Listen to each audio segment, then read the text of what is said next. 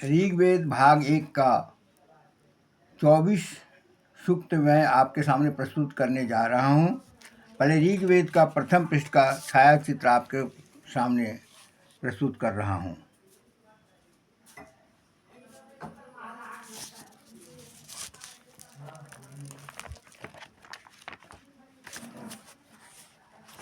षष्ठो अनुवाक 24वां सूक्त। कृपया इसे सब्सक्राइब करें जिससे कि सभी सूक्त आपके सामने व्यवस्थित रूप से प्रस्तुत किया जा सके। ऋषि सुनैसेप आदिगर्ति कीर्तमो वैश्वामित्रो देवरात, इतने ऋषि इस सूक्त के हैं जो साधना किए हैं। देवता प्रजापति आदि हैं, प्रजापति यानी ब्रह्मा हैं। छंद तिष्ठप है, गायत्री है। कस्य नूनम कतमस्यामृतानां मनामहे चारुदेवस्य नाम को नो महा अदितये पुनर्दात पितरम च दृश्यम मातरम च। देवताओं में से हम किस अमर देवता के नाम का स्मरण करें? कौन देवता हमें महती अदिति प्राप्त कराएगा जिसे हम अपने माता पिता को देख पाएं? ऋषि बोल रहे हैं कि हम किस देवता को स्मरण करें जिससे वो देवता हमें अपने अदिति को, महती अदिति को, महान अदिति को प्राप्त कराएंगे और हम अपने माता पिता को देख पाएंगे, यानी अर्थात मृत माता पिता को देख पाएंगे। साधना के बल पर मृत माता पिता को भी लोग देख सकते हैं, वार्तालाप कर सकते हैं। अग्निवर्यम प्रथमस्यामृतानां मनमाह चारु देवस्य नाम स नो महादिते पुनर्दात पितरम च दृश्यसे मातरम च। अमृतत्व प्राप्त प्रथम अग्नि देवता, समस्त देवताओं में प्रथम के नाम का हम उच्चारण करें। वह महती अदिति को प्राप्त कराए जिससे हम अपने माता पिता को देख सकें।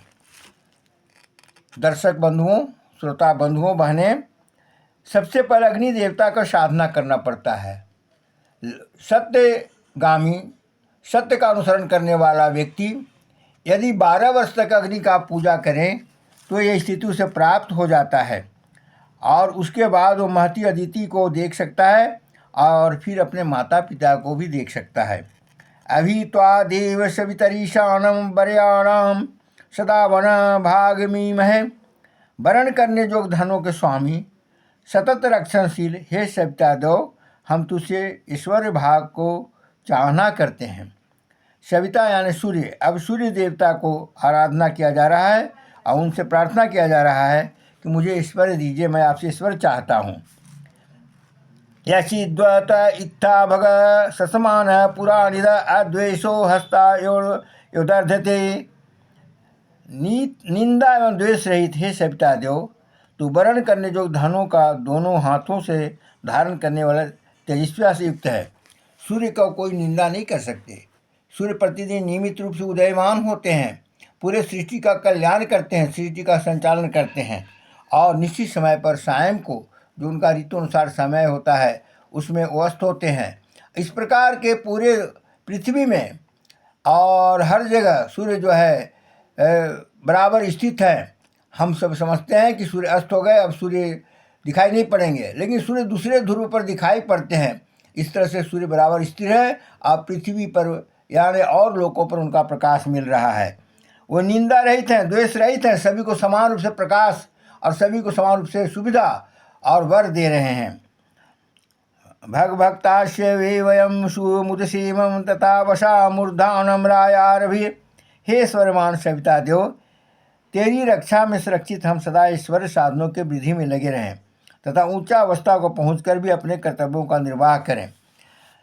सूर्य भगवान की कृपा से व्यक्ति ईश्वर को प्राप्त करता है और साधक कहते हैं, ऋषि कहते हैं कि मैं जब ऊंचा अवस्था में पहुंच जाऊं, साधना को प्राप्त कर लूँ, फिर भी हम अपने कर्तव्य को निर्वाह करें, कर्तव्य को भूलूं नहीं। नहीं त छत्रम न साहो न मन्युम वैश्यनामी पतयंत आपु नेमा आपो अनिमिषम चरंतीर्ण ये वातस्य प्रवीणत्य भव नित्य भवम। हे वरुण, तेरे पराक्रम में, तेरे बल और आक्रोश को ये उड़ने वाले पक्षी नहीं जान पाते। सतत गमनशील जल प्रवाह तेरी गति को नहीं पहुँच सकते तथा वायु के तीव्र वेग भी तेरी गति को नहीं रोक सकते। वरुण देव जल के स्वामी हैं। ऋषियों ने दर्शन किया है और अनुभव किया है। तो यहाँ पर कहा जा रहा है, ऋषि बोलते हैं कि वरुण आपको पक्षी नहीं जान पा सकते हैं और सतत जो गमनशील जल प्रवाह भी तेरी गति को नहीं पहुँच सकते हैं। आप उसके स्वामी जरूर हैं जल का। अबुध्ने राजा वरुणो वनश्वधर्व अस्पम ददते पूत दक्ष निचीना असुरुपरी बुद्ध येषामश्वे अंतर्निहिता केतव स्यु। परम पावन पराक्रम युक्त राजा वरुण अलौकिक तेज समूह को आधार रहित आकाश में स्थापित करता है। इस तेज समूह सूर्य का मुख नीचे की ओर है। इसके मध्य अलौकिक रश्मियाँ व्याप्त होती हैं। वरुण जो हैं अलौकिक तेज समूह को आधारित आकाश में, यानी आकाश में कोई आधार नहीं है लेकिन वहाँ स्थापित करते तेज समूह को। और इस तेज समूह सूर्य का मुख नीचे की ओर है। ये तेजों का समूह जो सूर्य हैं जिन्हें वरुण ने स्थापना किए हैं आकाश में, उनका मुंह नीचे की ओर है और इनसे जो अरबों अरब अलौकिक रश्मियाँ निकल रही हैं, प्रकाशित हो रही हैं, वो चारों ओर व्याप्त हैं। उरुहि राजा वरुणशिखर सूर्याय पंथा पंथ मनवेता उपदे परा प्रदीधातवे करुताप वक्ता हृदय विधिष्ठित। हृदय संबंधी दुखों का शमन करने वाले राजा वरुण ने जहाँ पैर भी स्थापित न हो, सूर्य के गमन के लिए वहाँ पथ निर्धारित कर दिया है। हृदय में कई प्रकार के दुख मनुष्य को होता है, लेकिन प्रतिदिन सुबह उठ करके प्रातःकालीन सूर्य उदय के समय वरुण जी को दर्शन करता है, अर्थात उदयमान सूर्य को जब दर्शन करता है, जो सूर्य को स्थापित करते हैं, तो उसका हृदय के अनेक रोग भी दूर हो जाता है और वही सूर्य के पथ को निर्धारित करते हैं। सूर्य भगवान के पथ को निर्धारित करने वाले वरुण देव हैं।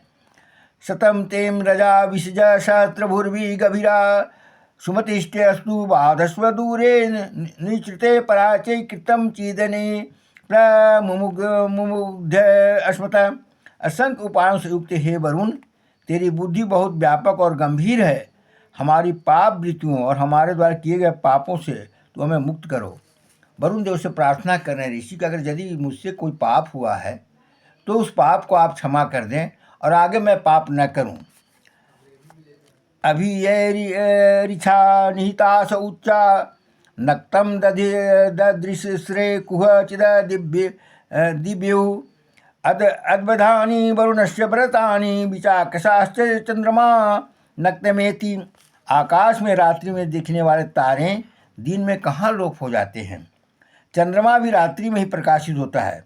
राजा वरुण के नियम कभी समाप्त न होने वाले हैं। ऋषि चिंतन कर रहे हैं कि आकाश में जो तारेगण दिखाई पड़ रहे हैं, चंद्रमा दिखाई पड़ते हैं, वो दिन में लुप्त हो जाते हैं।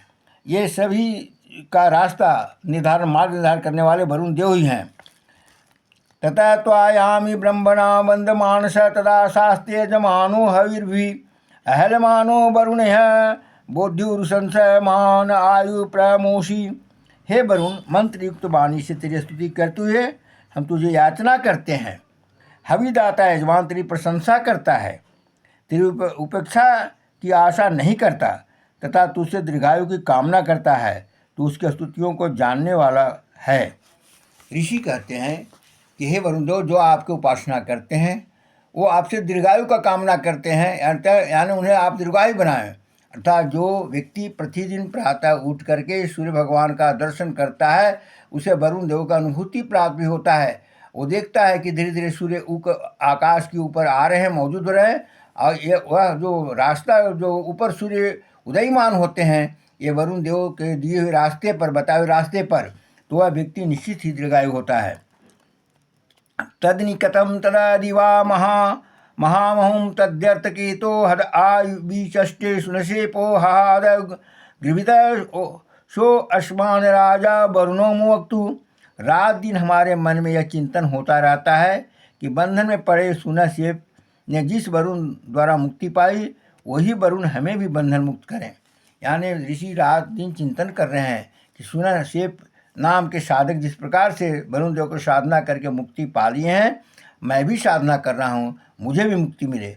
अर्थात भक्तों को भी ये करार दिया जा रहा है कि वरुण देव का भी उपासना प्रातःकालीन सूर्य के उदय के समय करना चाहिए। सुन शेपोहाद्रिवितस त्रिद्वादित्यं द्रुपदेषु अद्ध अवैनं राजा वरुणं सश्री जाद विद्वाम अदब्दो भी ममोक्तुपासना।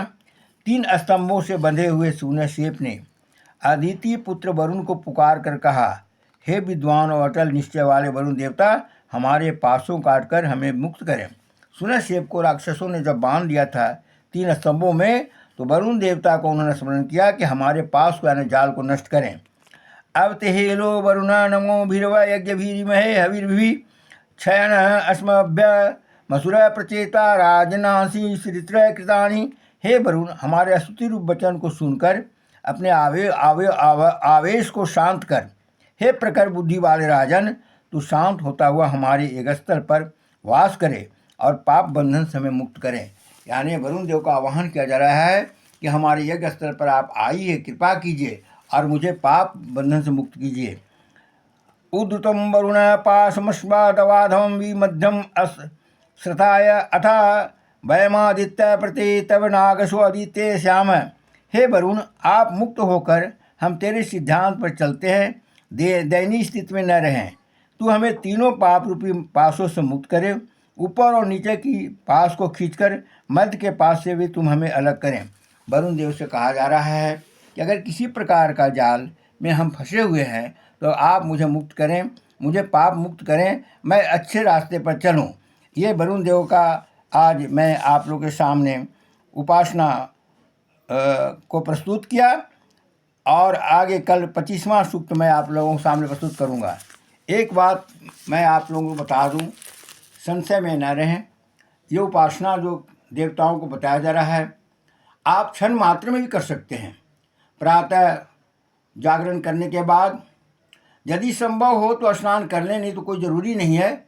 अपने स्वास्थ्य को ध्यान में रखें और आपका जो आयु है उसके अनुसार आप जो है पवित्र मन से सूर्य भगवान को उगते हुए सूर्य को देखें।